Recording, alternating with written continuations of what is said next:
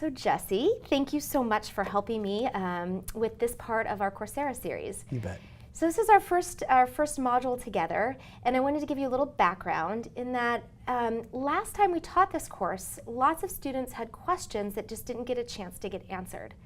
So as part of the learning within this course, what we wanted to do was try to address some of those questions in this next iteration and give you a chance to get exposed to a little more of the application of the content that we'll be talking about each week in our modules. So Jesse Keeler here, a senior instructional designer at UC Irvine and has tons of experience, particularly in the virtual education space, has worked with high school students and high school teachers for a long time, is going to help me with this. He's going to ask me some questions, and I'm going to share some insights into my experience and some of the experiences of others through these questions. Each week, we'll have a couple of questions that we'll answer focused on the topics of that week. So tune in as you're working through the content in this course to our little chats. Thanks for inviting me along, because we had some great questions for you to answer. So one of the first questions was, from your experience, what do you think are the most important things to look for when selecting a technology to use in an online classroom? Yeah, this was a really popular question that came up last time because we talked about how to evaluate technologies, but at the end of the day, there's a lot of criteria you can use to evaluate technologies, and what's really, if you have a small amount of time or you really want to get at picking something to use in your classroom pretty quickly, what would you do? So I'd give 3 rules of thumb. 1, you want to make sure that you're leading with the activity or the initiative or the learning experience that you're trying to design, not the technology. So not using technology for technology's sake or even to engage students like we hear all the time. You want to use the technology that actually matches what your activity or your lesson needs. So that's rule of thumb number 1, and really gut check yourself. If I took this technology away, could I still accomplish this activity in another way as successfully or even more successfully? That's rule number 1. The second rule of thumb would be use what requires as little of setup as possible. And I say that because the more time you end up with your students working around how to use the technology, the less time you can actually focus on the lesson itself. So depending on the sophistication of your students, you might have very technology savvy students. You might have older students, seniors perhaps in high school. In that case, you could use some of the more complex technologies, cameras, augmented realities, things like that, as opposed to having some of the younger students, perhaps freshmen in high school, just first starting to use technology and learning activities. And in those cases, you want to be cautious with how complex of technologies you use. That way, they get right into the learning. And my third rule of thumb is use something that you think's fun. If you have to fight the technology yourself, you're going to fight it through the entire lesson, and that lesson isn't nearly going to be as successful as it could be if you were using something that you genuinely enjoy or a space that you like to use even outside the class. Those are great points. Thanks. What mistakes do teachers usually make? I think the biggest mistake teachers make is related to my first rule of thumb, in that they try to pick technologies because they think kids want to use them.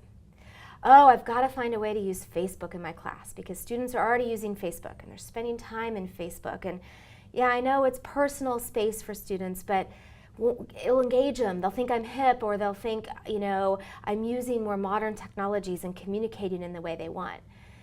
Whereas that's not really what students want in their education, in their learning environments. What they want are tools that actually help them apply what they're learning. They want things that help them become less confused, or things that actually help them succeed in building the projects that you're having them do or taking the tests that they need to take. So don't necessarily pick something because you think kids will like it or you think your students are using it.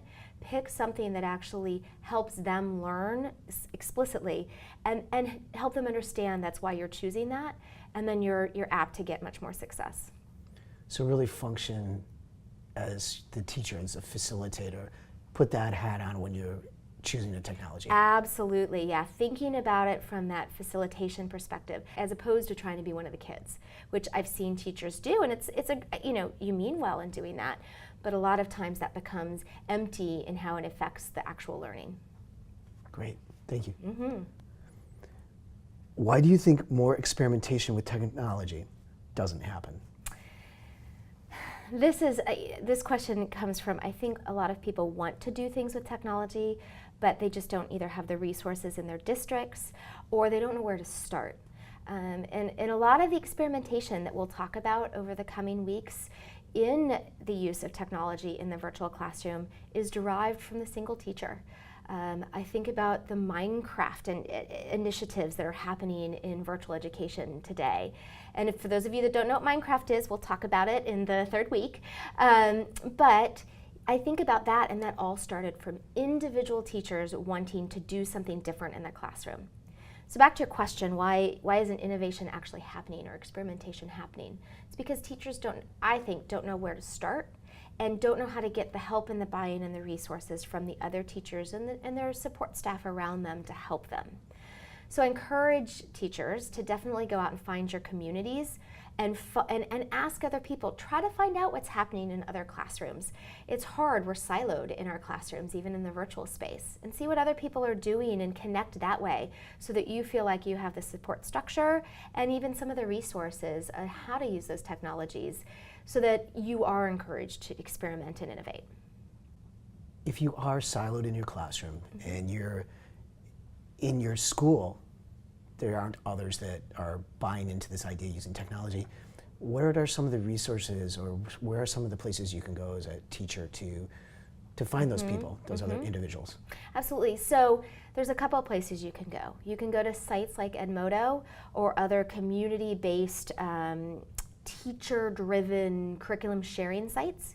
And that's a great place to learn how to apply a technology to a lesson. If you need help with the technology itself, often going to that technology's community spaces. That's a great place where you can get resources, get connected with other teachers at other districts using that same technology. I see this all the time with learning management systems. The Minecraft example, there's very strong communities around the use of Minecraft, things like Scratch, augmented reality, just even doing a Google search around those and going to the types of tools, communities that they provide can help you connect with other people trying to do the same thing. Great resources there. I'll also talk in the last week about some open resources. There are MOOCs like this where you can connect with others and use your community as a way to learn how to use new technologies. There's lots of other MOOCs out there and even some open learning opportunities for that. Fantastic. Thank you.